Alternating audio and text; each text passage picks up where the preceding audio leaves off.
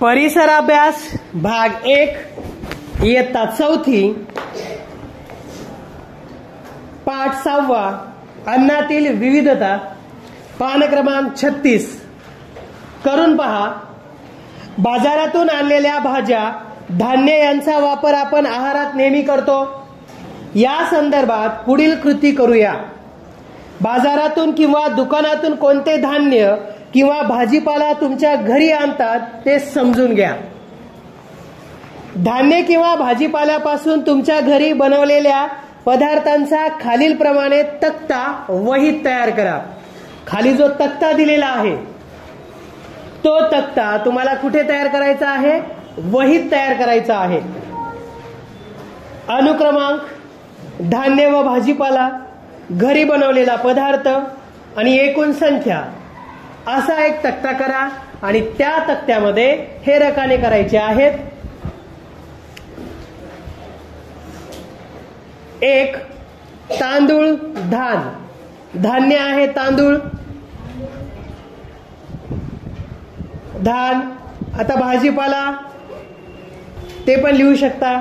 घरी बनवलेला पदार्थ भाकरी, इडली, भात। एकूण संख्या 3, पदार्थांची एकूण संख्या आहे 3। तर अशा पद्धतीनं तुम्ही तक्ता तयार करा वहीमध्ये आणि लिहा। तुम्ही तयार केलेली यादी पहा। एक धान्य किंवा भाजीपाल्यापासून एकापेक्षा जास्त पदार्थ तयार झाले असतील अशा पदार्थांची एकूण संख्या पुढील रकान्यात लिहा। तुमची तयार झालेली यादी मित्रमैत्रिणींच्या यादीसोबत तपासून पहा। तुमच्या यादीत नसलेला परंतु त्यांच्या यादीत असलेला पदार्थ खालीलप्रमाणे तक्त्यामध्ये नोंदवा। अनुक्रमांक, मित्राच्या यादीतील धान्य व भाज्या, बनवलेला वेगळा पदार्थ 1 तांदूळ धान यापासून बनवलेला पदार्थ मोदक, डोसा। तर अशा पद्धतीनं तुम्हाला काय करायचं आहे? तपासायचं आहे। तुमच्या असे लक्षात येईल की काही वेळेस एकाच अन्न घटकापासून विविध पदार्थ तयार होतात। अन्न पदार्थात जरी विविधता असली तरी त्यातील मुख्य अन्न घटक समान असतो। अन्न पदार्थ वेगवेगळे जरी असतील तरी त्याच्यातला जो मुख्य घटक आहे त्या पदार्थामध्ये जे अन्न घटक आहे मुख्य तो समान असतो, सारखा असतो। वरील उदाहरणात आपण तांदूळ धान या मुख्य अन्न घटकापासून तयार केलेले विविध पदार्थ पाहिले। आता तांदूळ आणि धान या मुख्य अन्न घटकापासून तयार झालेले पदार्थ कोणकोणते होते? भाकरी, इडली, भात, मोदक आणि डोसा। आपल्या देशात राज्यातील अन्न पदार्थात विविधता आढळते हे लक्षात घ्या। प्रत्येक राज्यानुसार अन्न पदार्थात विविधता असते। जरा डोके चालवा। एखाद्या प्रदेशात एक अन्न घटक मुख्य असतो, असे होण्यामागचे कारण काय असावे?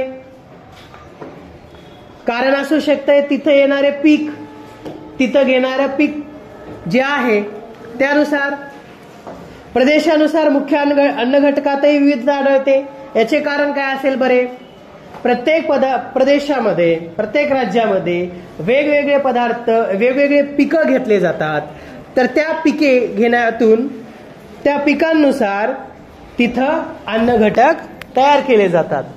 समजा एखाद्या प्रदेशात भात असेल तर त्या ठिकाणी भाताचे पदार्थ बनवलेले असतात। तर अशा पद्धतीनं एखाद्या प्रदेशात गहू पिकत असतील तर तिथला मुख्य अन्न घटक असू शकतो, पोळी असू शकते, चपाती असू शकते। एखाद्या प्रदेशात जास्त प्रमाणात ज्वारी पिकत असेल तर तिथं भाकरी बनवले जातात। अशा पद्धतीनं सांगा पाहू। तर या ठिकाणी नकाशा दिलेला आहे, भारताचा नकाशा आहे। यामध्ये प्रमुख खाद्यान्य पिके, दिशा पूर्व, पश्चिम, उत्तर आणि दक्षिण। तर या ठिकाणी सूची पहा। यामध्ये तांदूळ, गहू आणि ज्वारी हे पिकं दिलेले आहेत।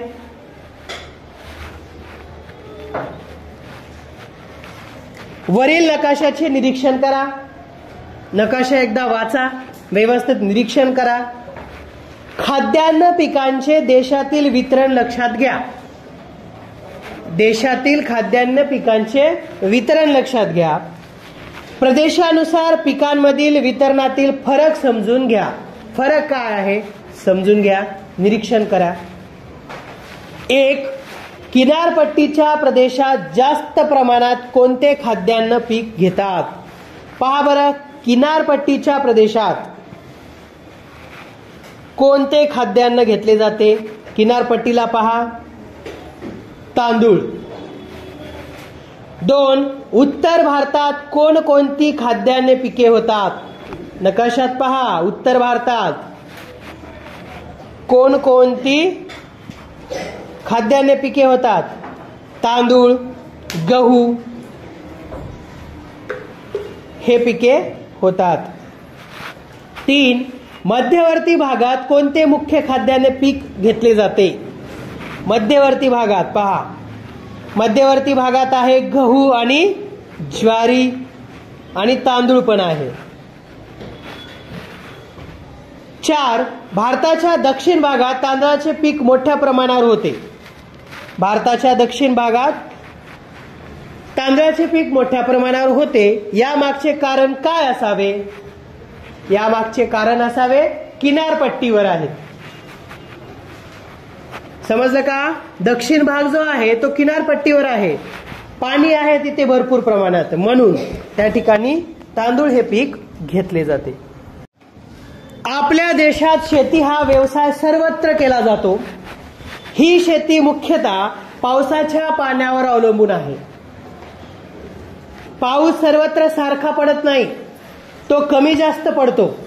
जास्त पावसाच्या प्रदेशांमध्ये तांदूळ, भात, नारळ, नाचणी, वरई अशी पिके घेतात. जिथे जास्त पाऊस पडतो तिथे ही पिके घेतली जातात.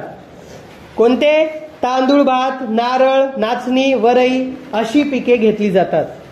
मध्यम पावसाच्या प्रदेशात गहू, तूर, सोयाबीन ही पिके.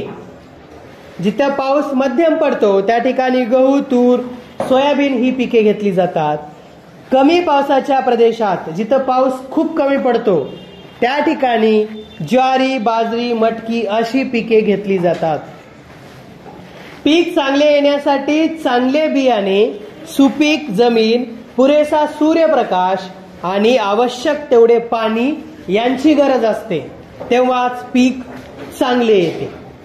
आपल्या देशात ऋतूनुसार अन्नधान्य व भाजीपाला यात विविधता दिसून येते.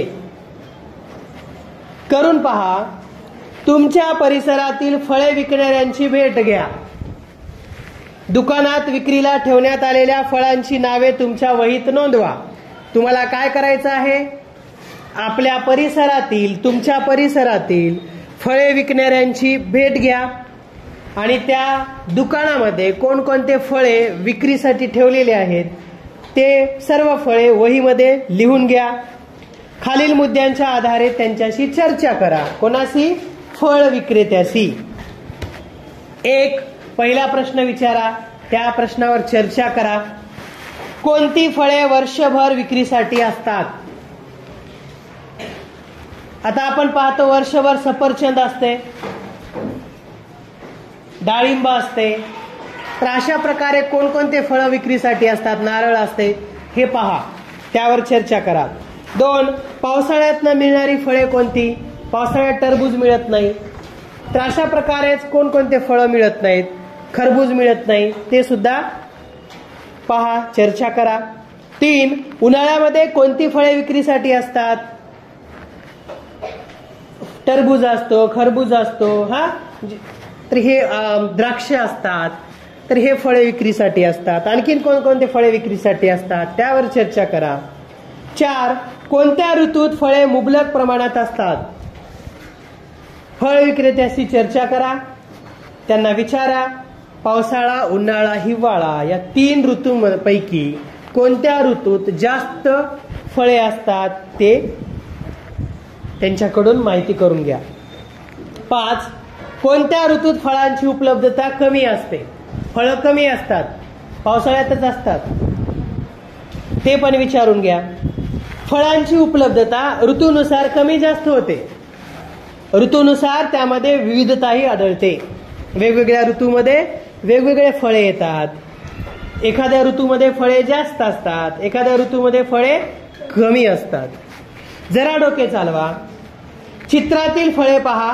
पुढील प्रमाणे वहीमध्ये तक्ता तयार करा. चित्रामध्ये फळं दिलेली आहेत, तर हे फळे पहा, निरीक्षण करा कोणकोणती फळे आहेत ते, आणि वहीमध्ये तुम्हाला तक्ता तयार करायचा आहे. उन्हाळा, पावसाळा आणि हिवाळा अशा पद्धतीने. कोणत्या ऋतूत कोणती पिके येतात त्याची नोंद घ्या. चित्रामध्ये नसणारी पण तुम्हाला माहीत असणारी फळे देखील ऋतूनुसार तक्त्यात लिहा. तर हा तक्ता तुम्हाला स्वतः पूर्ण करायचा आहे. काय करावे बरे? इरफान आणि सुप्रियाला बाजारामध्ये बटाटे खूप स्वस्त मिळाले आहेत.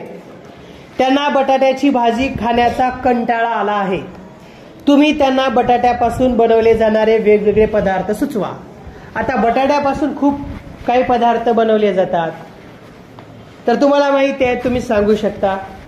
आता बटाट्याची भाजी व्यतिरिक्त काय काय बनवतात त्याची यादी तुम्ही तयार करा. पदार्थ सुचवा.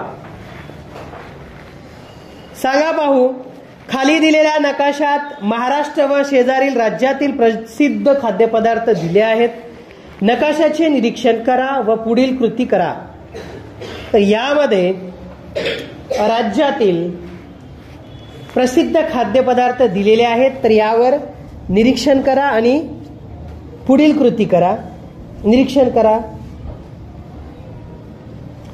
तर यामध्ये प्रदेशानुसार गुजरातमध्ये ढोकळा, ठेपला, त्यानंतर ठाणे तांदळाची भाकरी, पुणे रायगड नाचणीची भाकरी, रत्नागिरी तांदळाची भाकरी, सिंधुदुर्ग मोदक, कोल्हापूर तांबडा पांढरा मटण रस्सा, गोवा मासळी भात,